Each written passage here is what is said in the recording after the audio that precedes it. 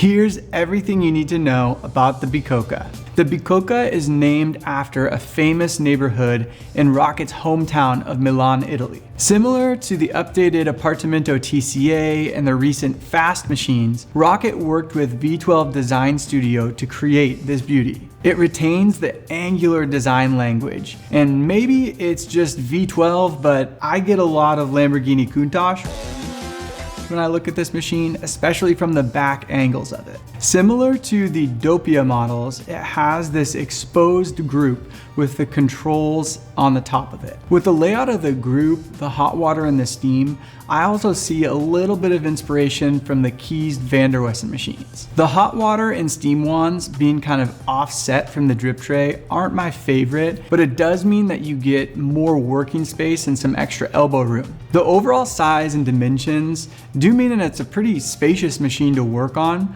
but it's still short enough to fit on a coffee cart and should fit under most cabinets, but it's heavy, so it'd be a little tricky to fill from the top if you need to pull it out. The controls being on top of the group keep things very clean. And there's also a nice touchscreen that uses logos for all the programming. It takes some getting used to, but once you familiarize yourself with it, it's pretty intuitive, I'd say. And I'm not worried about the heat from the group impacting those controls. Rocket already tested this sort of system on the Doppia, and there's a nice layer of insulation between the group metal and the control panel itself. One con about this style of controls is if you're a shorter barista, or maybe your countertops are a little bit high. Like think about a restaurant with bar tops, a back bar that's a little higher than hip height. It could move that control panel up too high, and it'd be a little bit difficult to see the controls and understand what you're doing on the machine. The controls offer tons of functionality. You get single and double shot programming and auto purge programming. You can also change your temperature of the brew boiler, of the steam boiler. You get pre-brew control over either shot independently. And you even have secondary shot profiles. So you have 4 readily accessible profiles right from the interface of the machine without having to adjust programming. It keeps the auto start programming from the R58 Cinquantotto as well. Let's talk performance. Rocket's focus was creating a machine that could deliver very stable and consistent brew temperatures without sacrificing the ability to steam milk for lattes back to back. Honestly, this is a challenge for 110 volt dual boiler single group machines. There are very few machines that can pull this off, one being the Linea Mini, another being the Prima 1 from Victoria Arduino. The thread that ties all these machines together is a separate heating element in the group. The Linea Mini does this by having a micro boiler right above the group. The Victoria Arduino utilizes their T3 system with a heat exchanger and some other tech and an actively heated group to help maintain stable temperatures while allowing for back-to-back drinks. Rocket implemented one of their cartridge heaters right into the group. This means faster heat up times and enhanced temperature stability. Like I touched on earlier when talking about the controls, this machine does have volumetrics, so you can program shot volumes into the machine to make for easier multitasking. I do wish that they had updated the flow meters to a more modern 4-magnet style, which gives you a bit more precision. I'm still happy that it has volumetrics as well as more manual control. When I finally got news that it was indeed certified, that was huge news to me, because it means I can help place this machine with customers that have to pass a health inspection. So if you do want to put it in a restaurant on a back bar, or if you're going to put this on a coffee trailer or a coffee cart, you won't have to worry about passing a health inspection because this has all the proper certifications that your department is looking for. Rocket designed this machine from the ground up with serviceability in mind. It's very simple to take off the side panels and access common service points. We already have the panels off of the machine, but you can see where the screw positions are to remove the side and top panels. There's other screws hidden down below here as well, but you can see the layout is all really simple inside here. Right over here are the 2 boiler drains just right off the side of the machine.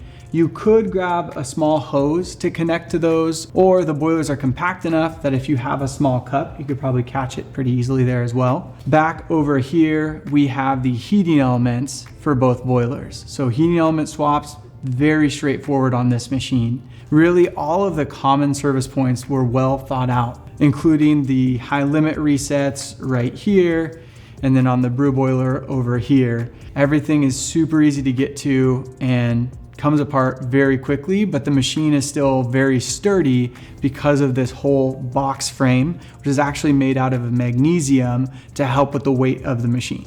Lastly, the flow restrictor or jiggler is hidden under the group cap right here. Normally there's a piece of insulation under this, but we've removed it just to make it easier to show this off. That cap is held in place by just 2 screws right here, so you hardly need any tools to be able to service this machine, which is awesome. This is a new model for Rocket, so let's talk about where it sits in the lineup.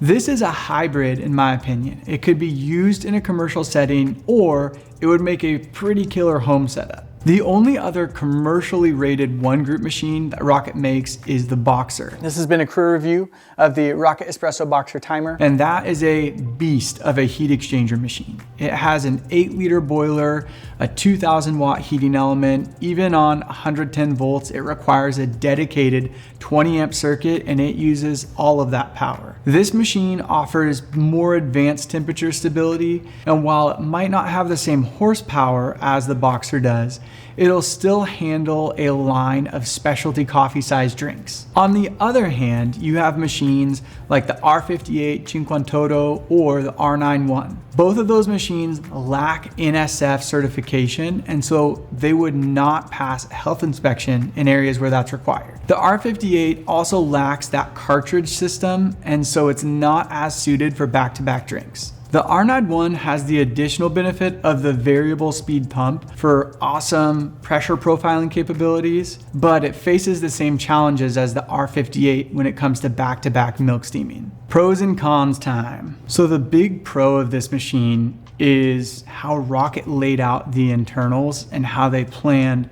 the temperature stability and steam recovery.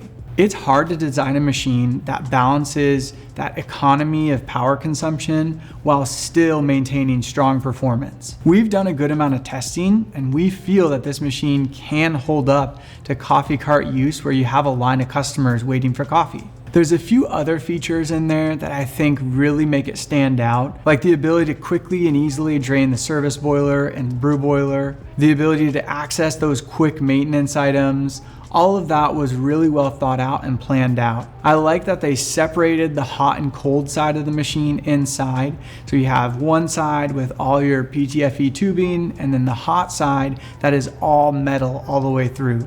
I think that's a really nice touch. It is a bit of a pro and a con, but the water connection is in a really easily accessible spot on the back bottom of the machine, and the pump adjustment is right there as well. I like that those things are easily accessible, but that also worries me a little bit, because if you have this machine on a cart, those things are going to be facing the customer. It might be a good idea to figure out a way to hide that from sight, just so a customer doesn't mess with it accidentally and ruin your day at the farmer's market.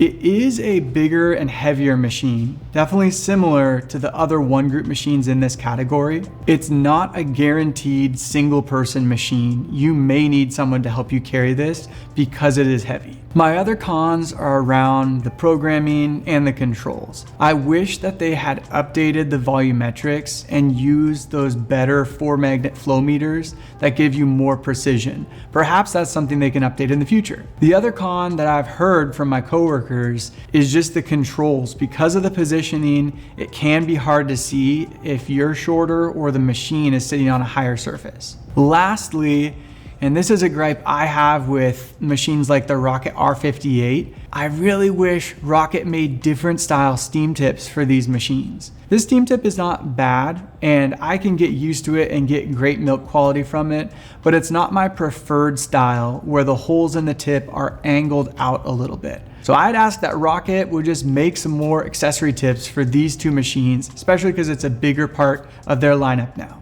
Cleaning this machine is the same as any other semi-automatic. Just make sure you're back flushing consistently. We have videos on how to do that, so if you want to know the ins and outs of maintaining and back flushing, we'll have a link to those in the description. I also want to highlight the importance of water quality for a machine like this. This machine has stainless steel boilers, and while stainless steel is a great material to work with, it's very long lasting, it manages temperatures well, it is a little more susceptible to water quality issues, especially if you live in a more coastal area or in an area where they salt the roads and there's higher levels of sodium and chloride in your water. That is corrosive to stainless steel and will result in boiler failure. If you're concerned about that, I would recommend talking to one of us at Seattle Coffee Gear or a coffee technician about the right water to use with this machine in your specific area. In that same vein of water quality, make sure you're using your hot water spout frequently. This helps to refresh that steam boiler water and prevent it from getting too mineral rich and causing scaling on your heating element. One of the best ways to stay up to date with new products just like this is by signing up for our email newsletter. There's a link to that in the description of this video down below.